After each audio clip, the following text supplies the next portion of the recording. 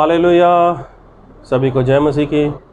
मैं अमरीक जॉय और मेरा यूट्यूब चैनल, इस चैनल के ऊपर मैं आपका स्वागत करता हूं। अगर अभी तक अपने चैनल को सब्सक्राइब नहीं किया तो आप चैनल को सब्सक्राइब करें। साथ में जो बेल आइकॉन है उसको टच करना, ताकि आने वाले वीडियो का नोटिफिकेशन, उसकी जानकारी आपको तुरंत मिलने पाए। आज एक बार फिर मैं प्रभु पिता का धन्यवाद करता हूं कि प्रभु पिता ने समय दिया है कि परमेश्वर के वचन आपके साथ बांट सकूं। और आज हम एक बार फिर उस सच्चे परमेश्वर के वचनों को सुनने के लिए, समझने के लिए जा रहे हैं। इसलिए आप इस वीडियो को पूरा देखना, अंत तक देखना। तो मैं जो कहना चाहता हूँ, इस बात को बहुत ध्यान से सुनना। क्या कभी ऐसा हो सकता है कि जो परमेश्वर के लोग हैं वो श्राफी हो जाएं और जो अन्य जाति के लोग हैं वो आशीषित हो जाएं? परमेश्वर के लोग श्राफित और अन्य जाति लोग आशीषित, क्या कभी ऐसा हो सकता है? तो हो सकता है आप मुझे ऐसा बोलो या मेरे बारे में ऐसा सोचो कि मैं कैसी बातें कर रहा हूँ। भला ऐसे हो सकता है कि परमेश्वर के लोग, जो परमेश्वर के नाम से जाने जाने वाले लोग हैं, वो श्राफित हो जाएं, और जो लोग परमेश्वर को जानते ही नहीं हैं वो आशीषित कैसे हो सकते हैं? जी हाँ, हो सकता है आपका ऐसा उत्तर हो मेरे लिए। लेकिन मैं ये कहना चाहता हूँ, आप इस वीडियो को पूरा देखना, अंत तक देखना, क्योंकि ऐसा कुछ हुआ है और बाइबल में ही ऐसा कुछ हुआ है कि परमेश्वर को मानने वाले लोग श्राफित हो गए, परमेश्वर को ना मानने वाले लोग आशीषित हो गए। कैसे?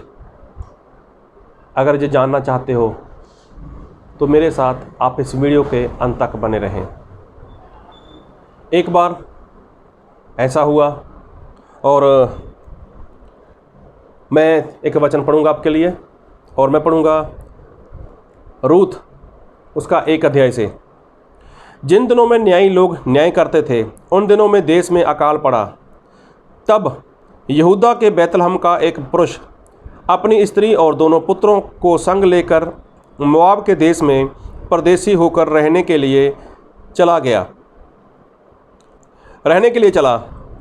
उस पुरुष का नाम एलीमेलेक और उसकी पत्नी का नाम नौमी और उसके 2 बेटों के नाम महलोन और किल्योन थे।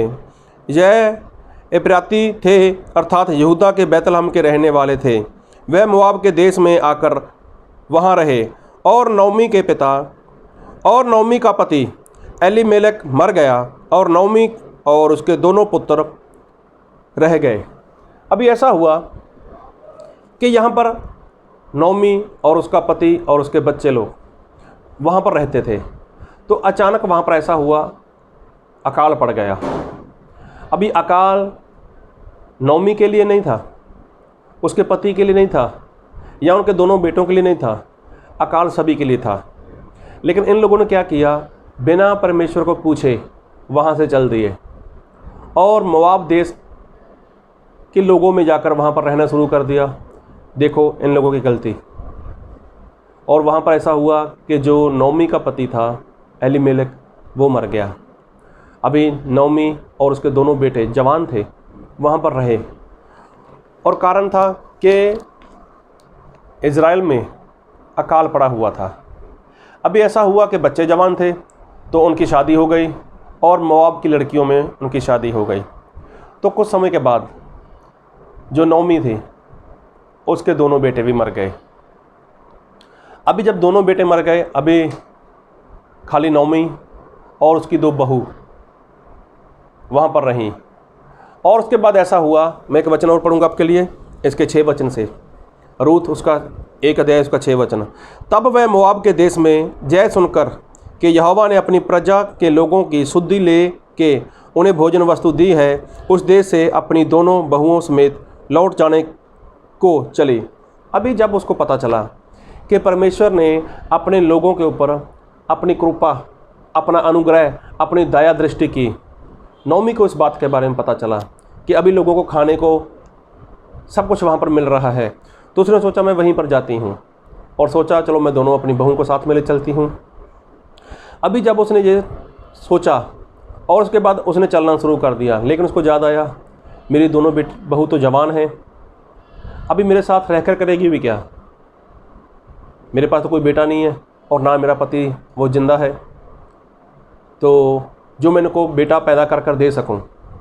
तो उसके मन में जो ख्याल आया, उसने ऐसा सोचा, अपनी बहुओं को ऐसा बोला, कैसा करो तुम यहाँ से दोनों चली जाओ और अपने लिए अच्छा सा कोई जीवन साथी देखो और उसके साथ तुम लोग सेट हो जाओ, उनके साथ अपना जीवन अच्छे से जीना शुरू कर दो। तो वहाँ पर कुछ बातें हुई, आप पूरा अध्याय पढ़ सकते हो। अभी वहाँ पर जो रूथ थी, उसकी जो जेठानी थी, उसने भी मना कर दिया और रूथ ने भी मना कर दिया कि नहीं, हम नहीं जाएंगे, हम तो आपके साथ रहेंगे। और इतना कुछ होने के बाद, जब इतना कुछ होने के बाद नौमी ने अपनी बहुओं को बहुत कुछ समझाया, तो उसके बाद जो रूथ की जेठानी थी, रूथ की जेठानी, उसने इस बात को मान लिया और वो अपने लोगों में वापस चली गई। अभी जो रूथ थी, तो जब उसको भी नौमी ने, उसकी सास ने समझाया, मेरी बहू, मेरी बेटी, मेरी बात को सुन, तू जवान है और तू कहीं पर भी अपनी शादी कर कर अपने लिए अच्छा सा जीवन साथी ढूंढ कर उसके साथ अच्छा जीवन जी सकती है, लेकिन मैं बूढ़ी हूँ, मैं तेरे लिए कुछ नहीं कर सकती। तो जो रूथ थी, अभी देखो रूथ कौन है? वो मोआब देश की है। और जो नौमी है वो कौन है? वो तो इज़राइल प्रजा की है, इज़राइल देश की रहने वाली है। अभी दोनों की हालत देखो कैसी हो चुकी। अभी रूथ के पास पति नहीं है, उसकी सास के पास भी कोई पति नहीं है, लेकिन जो रूथ है वो ऐसा बोल रही है, नहीं, मैं आपको नहीं छोड़ने वाली। और मैं ये वचन पढ़ूंगा आपके लिए, पक्का पढ़ूंगा, इसको बहुत ध्यान से सुनना। और मैं पढ़ूंगा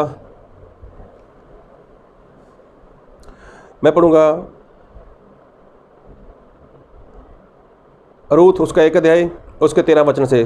तो भी क्या तुम उनके स्याने होने तक आशा लगाए ठहरी रहती और उनके निमित्त पति करने से रुकी रहती? हे मेरी बेटियों, ऐसा ना हो क्योंकि मेरा दुख तुम्हारे दुख से बहुत बढ़कर है। देखो यहोवा का हाथ मेरे विरुद्ध उठा है। अभी देखो, ये जो नौमी है, ये तो सच्चे परमेश्वर को जानने वाली है, सच्चे परमेश्वर के लोगों के बीच में रहने वाली है और सच्चे परमेश्वर ने क्या क्या किया इन लोगों के लिए सब कुछ जानती है। लेकिन ये क्या बोलती है अपने परमेश्वर के बारे में? देखो यहोवा का हाथ मेरे विरोध में है। ये नौमी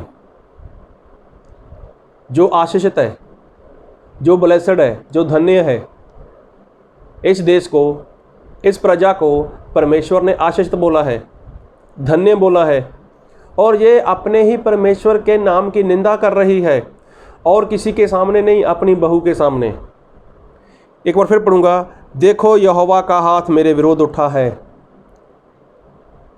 देखो वो अपने परमेश्वर के नाम की निंदा कर रही है। लेकिन उसके बाद क्या हुआ, मैं पढ़ूंगा। तो जब यहाँ पर उसकी जेठानी चली गई, और मैं पढ़ूंगा रूथ उसका 16 वचन।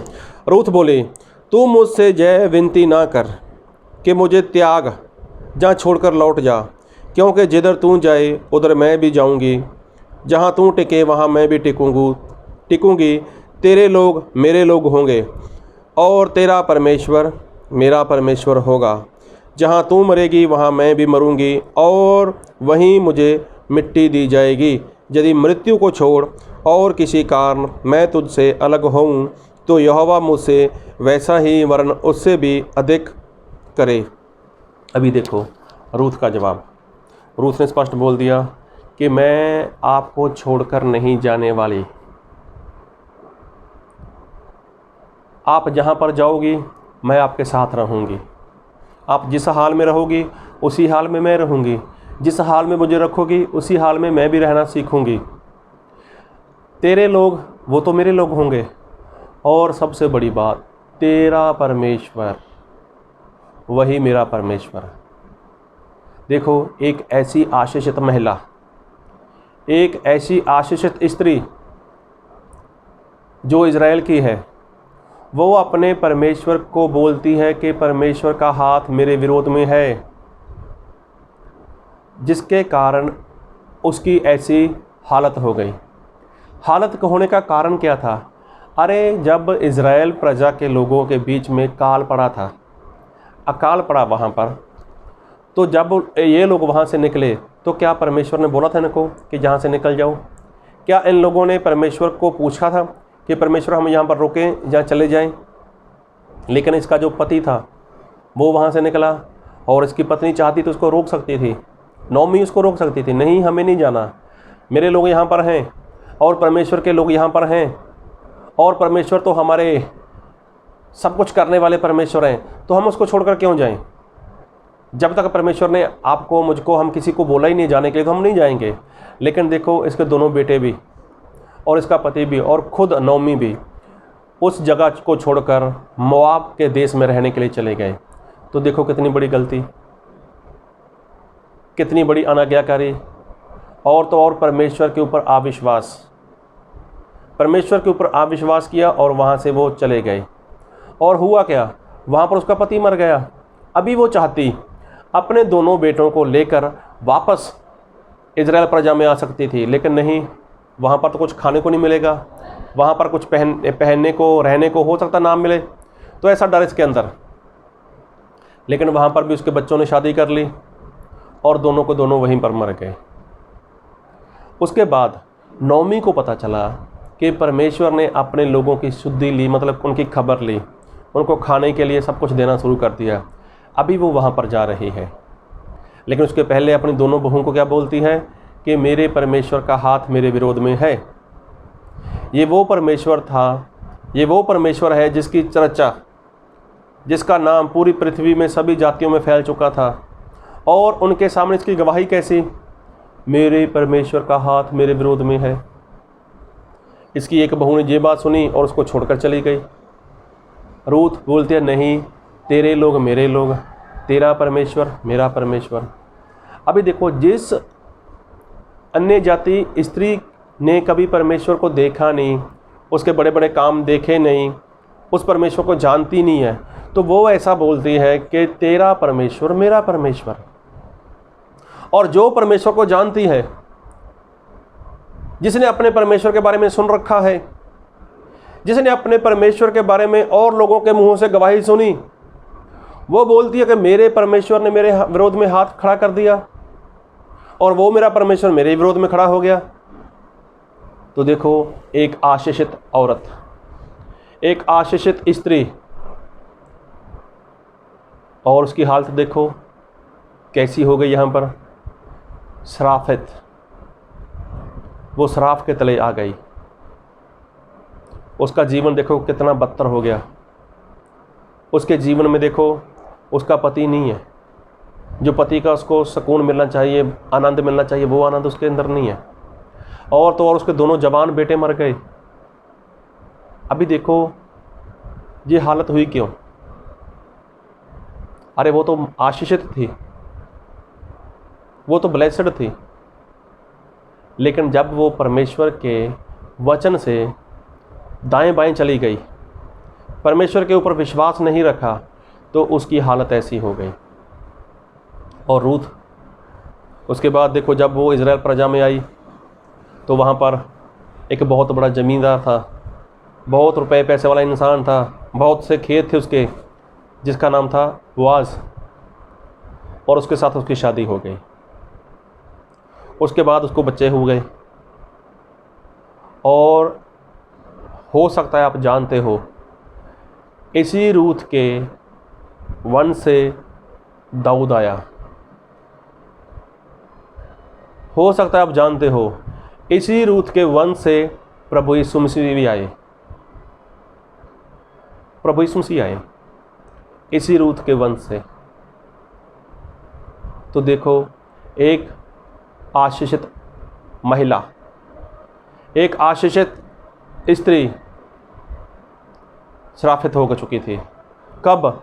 जब उसने परमेश्वर के पीछे चलना बंद कर दिया, जब उसने परमेश्वर की आज्ञाकारी करना बंद कर दिया, जब उसने परमेश्वर को सुनना बंद कर दिया, जब उसने परमेश्वर को ताना मारना शुरू कर दिया, परमेश्वर को ताना मार दिया उसने, और एक ऐसी स्त्री जो परमेश्वर को दूर दूर तक जानती नहीं है, उसके परिवार के लोग उसको दूर दूर तक परमेश्वर को जानते ही नहीं है, लेकिन उसने एक बात बोली, तेरा परमेश्वर मेरा परमेश्वर, तेरे लोग मेरे लोग। और यही बात परमेश्वर को रूथ के जीवन में पसंद आई और रूथ आशीषित हो गई। रूथ जो मोआब देश की रहने वाली थी, रूथ जो अन्य जाति की थी, लेकिन जब उसने सच्चे परमेश्वर के ऊपर विश्वास किया तो कितनी आशीषित हुई। उसके वंश से दाऊद उत्पन्न हुआ, उसके वंश से प्रभु यीशु मसीह आए। तो देखो, एक आशीषित महिला, एक आशीषित इंसान, एक आशीषित परिवार जब परमेश्वर के पीछे चलना बंद कर देता है ना, तो वो श्रापित हो जाता है, वो श्रापी हो सकता है। और एक ऐसा इंसान, एक ऐसा परिवार, एक ऐसा जन जो परमेश्वर को जानता ही नहीं है, जिसका दूर दूर तक परमेश्वर के साथ कोई संबंध ही नहीं है, जब वो पूरी सच्चाई के साथ, ईमानदारी के साथ परमेश्वर के ऊपर विश्वास करता है, तब उसका उद्धार होता है, परमेश्वर उसके हालात बदल देते हैं। तो आप देखो, आप कौन हो? आप इजराइल प्रजा के हो, आप अब्राहम की संतान हो। तो क्या आज आपकी हालत ऐसी हो चुकी है?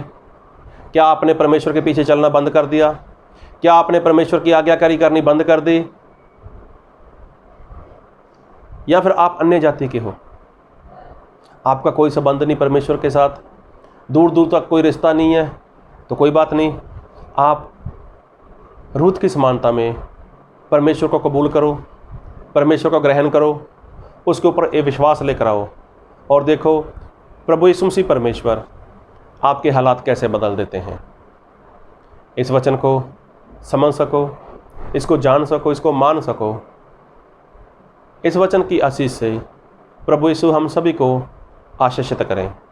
आमीन।